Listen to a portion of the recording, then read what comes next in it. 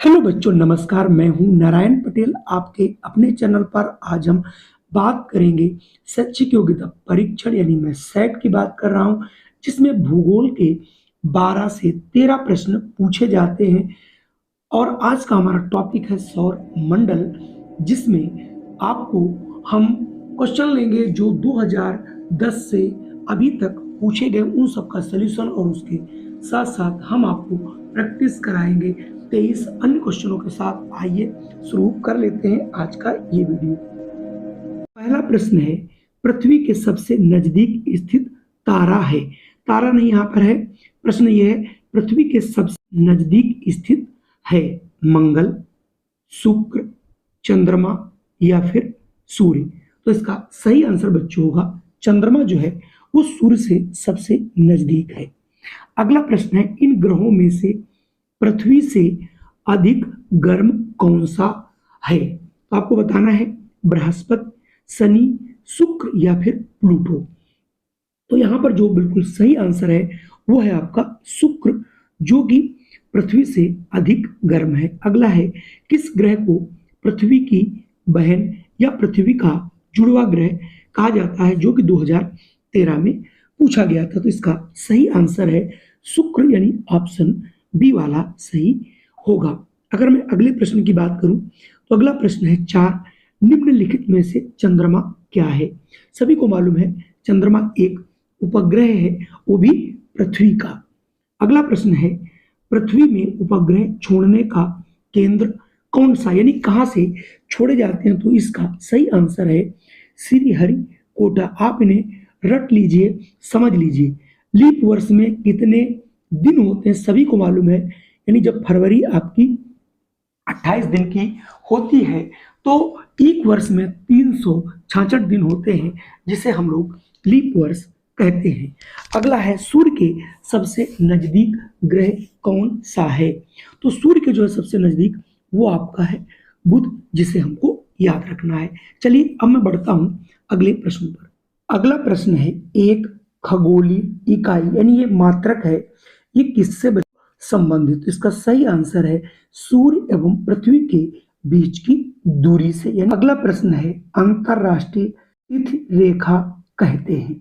तो ये बच्चों होती है 180 अंश देशांतर। तो यहां से ऑप्शन ए वाला सही होगा। 10वां है, एक अक्षांश कितने किलोमीटर को दर्शाता है। जो एक अक्षांश होता है बच्चों, ये 111 किलोमीटर को दर्शाता है। अगला प्रश्न 11 है, भारत निम्नलिखित में से किस गोलार्ध में स्थित है। तो भारत जो है ये आपका उत्तरी एवं पूर्वी गोलार्ध में स्थित है। तो यहां से ऑप्शन ए होगा। अगला प्रश्न है कि भारत का मानक समय ग्रीनविच मध्य समय से कितना आगे है, पीछे है। तो ये 5.5 घंटा बच्चों आगे है। 5.5 घंटे का मतलब 5 घंटे 30 मिनट, यानी यहाँ पर ऑप्शन ए 5.5 लिखा, यही वाला आपका सही होगा। सौर मंडल में कितने ग्रह हैं। पहले 9 थे, अब 8 हैं। तो यहाँ से ऑप्शन सी वाला आपका सही हो जाएगा। अगला है, GMT का क्या तात्पर्य, यानी इसका फुल फॉर्म क्या होगा। तो ये होता है ग्रीनविच मीन टाइम। तो यहाँ से ऑप्शन आपका बी वाला बिल्कुल सही होगा। चलिए अब मैं बढ़ता हूं अगले प्रश्न पर। अगला प्रश्न 2022 का है, चंद्रमा के अध्ययन को क्या कहा जाता है। तो इसको कहा जाता है सेलोलॉजी। तो यहां से ऑप्शन ए वाला आपका सही होगा। अगला है, वह कौन सी तिथियां हैं जो जब दोनों गोलार्धों में दिन और रात बराबर होता है। 2010, 21 और 22 में ये प्रश्न पूछा गया है, और ये प्रश्न बेहद इंपॉर्टेंट है। तो ये है 21 मार्च और 23 सितंबर। आप ये दोनों तिथियां बहुत ढंग से याद कर लीजिए।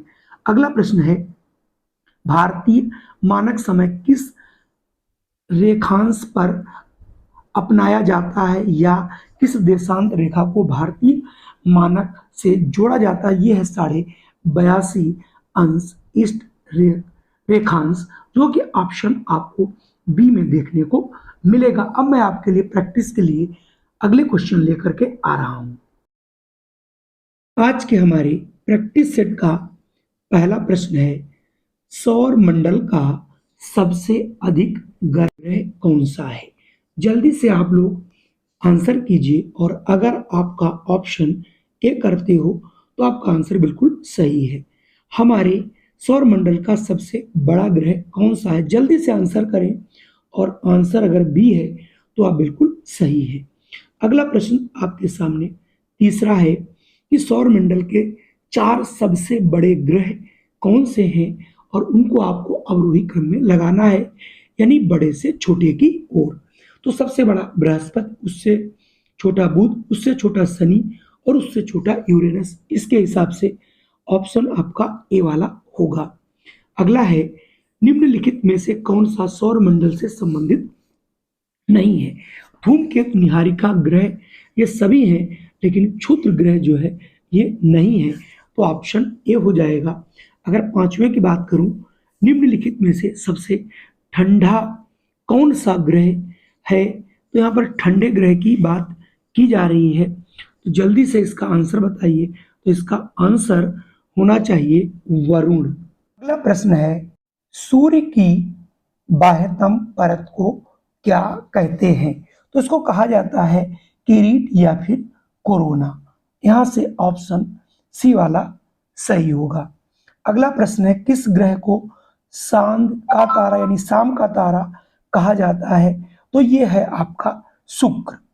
अगला प्रश्न, पूर्व से पश्चिम की ओर परिक्रमण करने वाले ग्रह का नाम क्या है? तो इसका सही आंसर हो जाएगा ए शुक्र।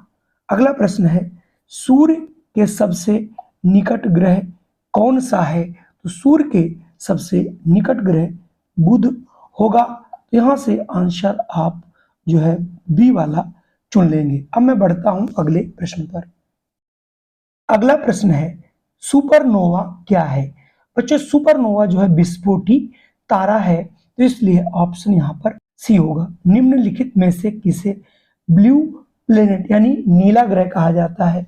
तो ये बच्चों चिर परिचित आपका जहां पर जीवन है, यानी हम बात कर रहे हैं पृथ्वी की, तो ऑप्शन बी वाला हो जाएगा। सबसे चमकीला ग्रह कौन सा है? सभी को पता है, सबसे चमकीला ग्रह शाम का तारा, भोर का तारा, ये कहलाता है शुक्र को।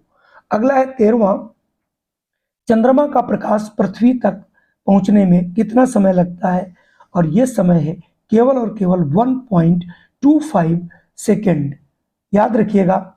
और सूर्य का जो प्रकाश है पृथ्वी तक आने में 8 मिनट 16 सेकंड से अधिक लगता है। अगला प्रश्न आपके सामने है 14, चंद्रमा का आकार पृथ्वी के आकार का कितना भाग है? तो ये लगभग 1/4 के बराबर है बच्चों। चंद्रमा पर पृथ्वी की तुलना में गुरुत्वाकर्षण बल, तो यहाँ पर 6वां भाग है। कहाँ पे? आपकी चंद्रमा पर। तो इसका सही आंसर होना चाहिए 1/6, यानी यहाँ पर g/6 के बराबर है, जबकि पृथ्वी पर इसका मान g है। अगला प्रश्न 16 है, पृथ्वी के घूर्णन के कारण एक पूर्णिमा से दूसरी पूर्णिमा तक अपनी कलाओं को पूरा करने में चंद्रमा को कितना समय लगता है? यानी जो 1 महीने का टाइम है उसका पूछा जा रहा है। तो इसका सही आंसर होता है 29 दिन 12 घंटे और 44 मिनट, यानी यहाँ से ऑप्शन आपका सी वाला सही होगा। अब मैं बढ़ता हूं अगले प्रश्न पर। अगला प्रश्न है, चंद्रमा के आधार में प्रतिदिन आने वाले बदलाव को क्या कहते हैं? यानी जो चंद्रमा कभी छोटा फिर बड़ा या बड़े से छोटा, तो इसको बोलते हैं चंद्रमा की कलाएं। अगला प्रश्न है, पूर्णिमा से अमावस्या तक घटते चांद के पखवाड़े को क्या कहा जाता है? गांव में बोला, इसको बोलते हैं कृष्ण पक्ष, यानी अंधेरा होना।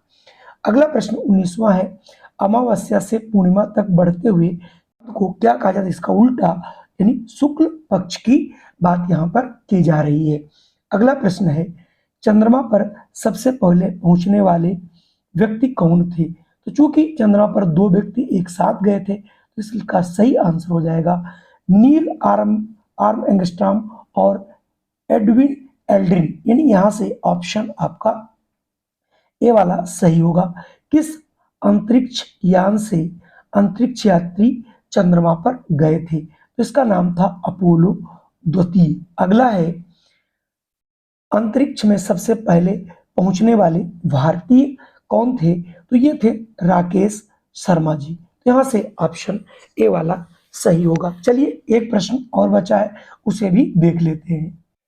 अगला प्रश्न है प्रथम अंतरिक्ष यात्री कौन थे? यानी वर्ड की बात की जा रही है, तो इसका सही आंसर होगा यूरी गागरिन। तो यहाँ से ऑप्शन ए वाला सही होगा। तो आज का हमारा ये वीडियो कैसा लगा? संपूर्ण कोर्स आपको इसमें मिलने वाला है। अगर आप इसकी पीडीएफ चाहिए तो आप तुरंत कमेंट कीजिए, पीडीएफ लिखिए, हम आपको अपने व्हाट्सएप का लिंक अपने डिस्क्रिप्शन बॉक्स में दे देंगे।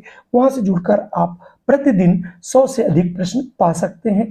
जय हिंद, वंदे मातरम। फिर मिलता हूं आपको एक नई वीडियो।